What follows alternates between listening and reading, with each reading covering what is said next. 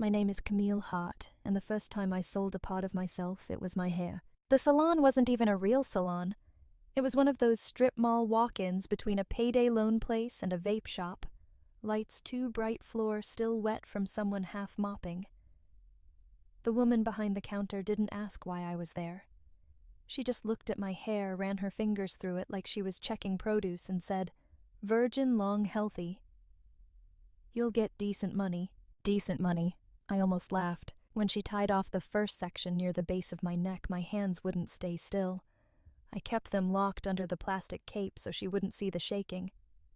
There was a mirror in front of me, but I couldn't look at it. I looked at the counter instead, at the little stack of cash she'd already counted out, at the envelope I was going to walk straight to the bank with so they wouldn't call me again about a balance I never created. The bell over the door rang while the scissors were still in my hair. Camille, I knew the voice before I turned.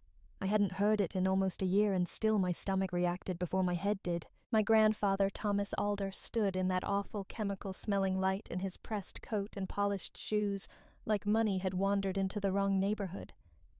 He looked at me, then at the bundle of hair in the stylist's hand, and in that second, I watched something crack across his face. Not anger. Recognition. "Tell me," he said quietly so only I could hear. "Who did this to you?" The stylist thought he meant the haircut. I knew he meant the debt, and for the first time I thought maybe I'm not the only one who's about to stop pretending. The morning after I walked from that fluorescent salon straight to the bank, the envelope of cash still warm in my hand. It wasn't much, barely covering the overdraft, but it felt like control. The teller frowned. "Miss Hart, are you sure the account's tied to Alder Foundation?" Outside, I sat on a bench scrolling through debt records, 3 cards, 2 loans, all under my name, routed through that same foundation. At home, a manila envelope waited final notice. 30 days. I laughed, brittle and hollow. That night I typed an unsent email to my grandfather. "You were right. I failed, but not the way you think." Before I could delete it, a message appeared. "We need to talk. Don't go to the bank again. T.A." Thomas Alder was waiting at a cafe the next morning. "You think this is about your mistakes," he said, "but someone's been making a fortune pretending to be you." He slid a folder across the table. Fake signatures, charity transfers, all pointing to my Aunt Victoria. "She used your name to clean her books," he said. "You believed her over me," I replied. "I did," he admitted. Then, we stopped paying for other people's sins. Within hours, he'd drawn a plan across a napkin arrow's accounts trails. We brought in Sophie Lynn, a quiet, razor-sharp analyst. She traced Victoria's fraud through milliseconds and bank logs payments labeled donations that vanished offshore. "She used your college forms," Sophie said. "Your name made her theft invisible." Thomas's hand trembled on his glass. I told myself she was reckless, not cruel. "Do we call the police?" I asked. "Not yet. You don't attack a thief in the dark. You turn on the lights first." We kept digging, fake contracts, missing grants, even an insurance policy in my name. When we finished, the study looked like a crime scene. "This isn't just fraud," Thomas said. "It's legacy theft." "Then let's make them look real," I answered. He smiled. "That's my girl." For once, it didn't sting. He set a dinner bait masked as family reunion. That night, the Alder estate gleamed like glass lilies thick in the air. I wore black to disappear. Victoria's smile cracked when she saw me. "Debt does that to people," I said. Dinner was polite poison. When dessert came, Thomas's voice cut through the music. "Before we end about the foundation audit." Silence. "The accountant found discrepancies," he said. Greg stammered. "A clerical error." "It's not," I said. "Those signatures are mine. You used my name to wash your theft." Thomas opened the folder. "Verified transactions. The IRS already has copies." Victoria's voice broke. "You'd destroy your own family." He looked at her, then at me. "You already did." I rose. "You took my name to look clean. Now you can keep it dirty." We left her frozen under the chandelier's fractured light. Outside, the air was sharp and honest. Thomas said softly, "You handled that better than I could." "No," I said. "You taught me how." He smiled, relieved, not proud, and I realized revenge wasn't triumph. It was balance. The older estate gleamed, too perfect, too bright. Chandeliers cut the air like interrogation lights. Lilies heavy with that expensive, guilty scent Victoria loved. I wore black, quiet armor in a sea of ivory and silver. The whole dinner looked like peace, but we both knew it was theater. Her smile faltered when she saw me. "Camille," she said softly. "You look different." "Debt does that to people," I answered. Dinner unfolded in practiced politeness. Victoria bragged about her foundation words, smooth as silk and twice as false. Thomas sat beside me, silent and deliberate. Every story she told was another lie. When dessert came, he set his fork down. "Before we finish the foundation audit." The room froze. "Audit," she echoed. "The accountant found transfers unauthorized, signatures that don't belong to me, or you." Greg tried to speak. "It's a clerical error." "It's not," I said. "One of those signatures is mine." Her eyes flickered. "I don't understand." "You used my student information to open accounts," I said evenly. "You laundered donations through my name and left me the debt." Silence stretched thin. Then Thomas opened the folder. Copies of every transaction, verified. Victoria's voice shook. "You went through my accounts, I went through the truth," he said. "You stole family." She tried to laugh. "You can't prove this. The IRS can," he said. "You have 24 hours before the report goes public." Her lipstick cracked. "You'd destroy your own family."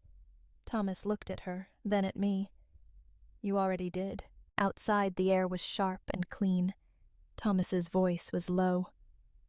"You handled that better than I could." "No," I said. "You showed me how." For the first time, revenge didn't feel like triumph.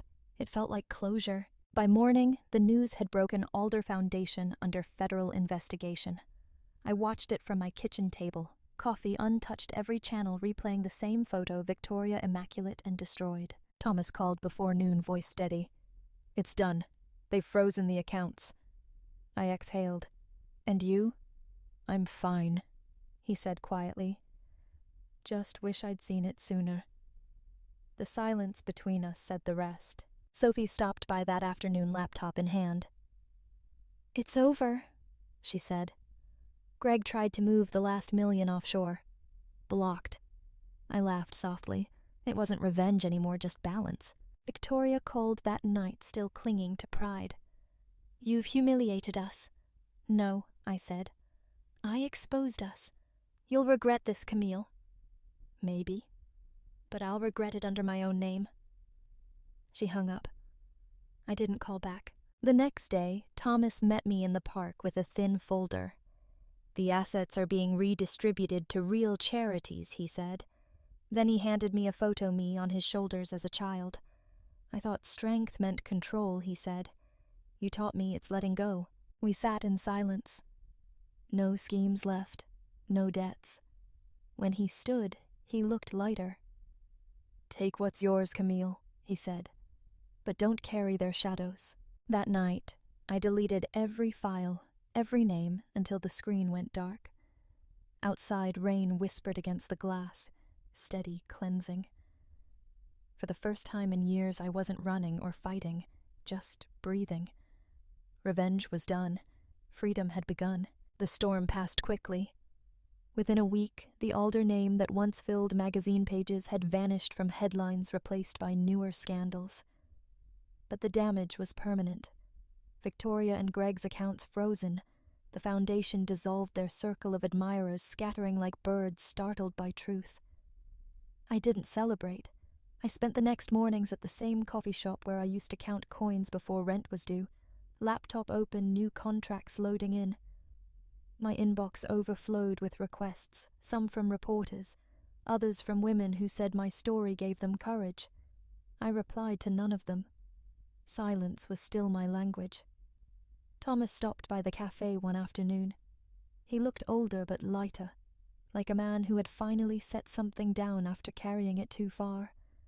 "It's over," he said. "Is it?" I asked. "For me, yes." He smiled. "For you, it's beginning." He reached into his coat and handed me an envelope. Inside was a single-page Alder Scholarship Fund managed by Camille Hart. "You're giving it to me.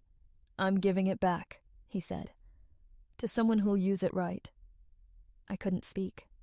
Not because of gratitude, but because I finally understood redemption isn't about winning. It's about restoring balance.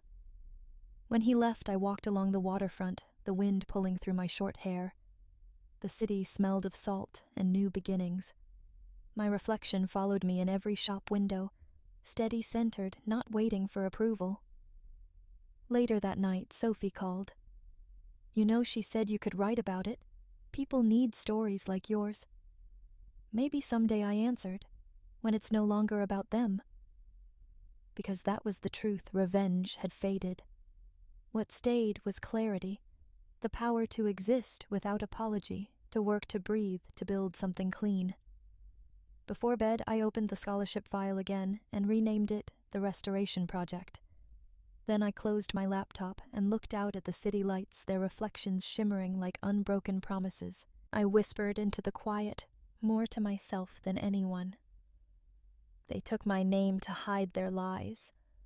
I took it back to tell the truth. For the first time in years, it felt enough. No anger, no triumph. Just peace earned, quiet, real. Months passed quietly. The noise faded, headlines dissolved.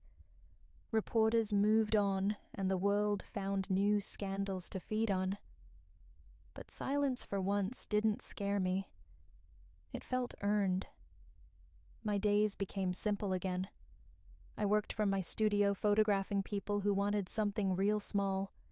Business owners, immigrants, starting over, single mothers, rebuilding their lives.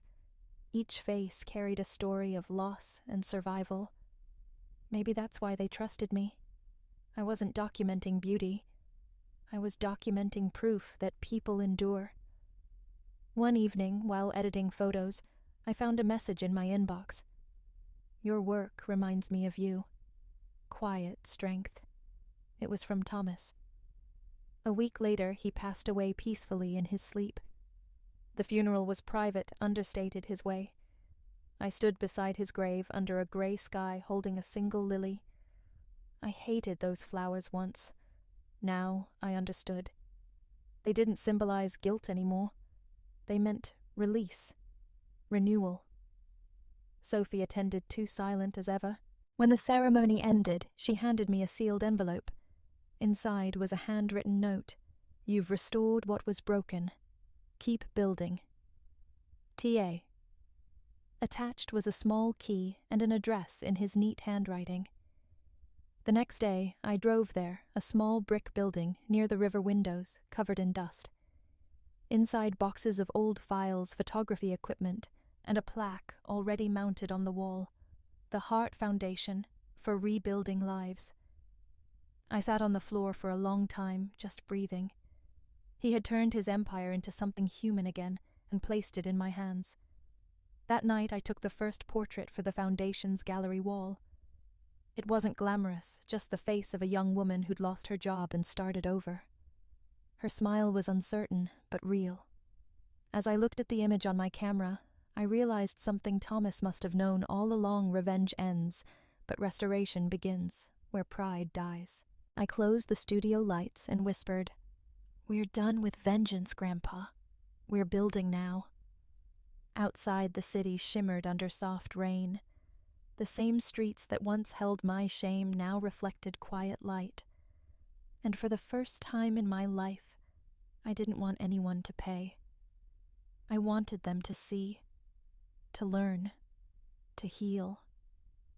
That was the truest revenge of all.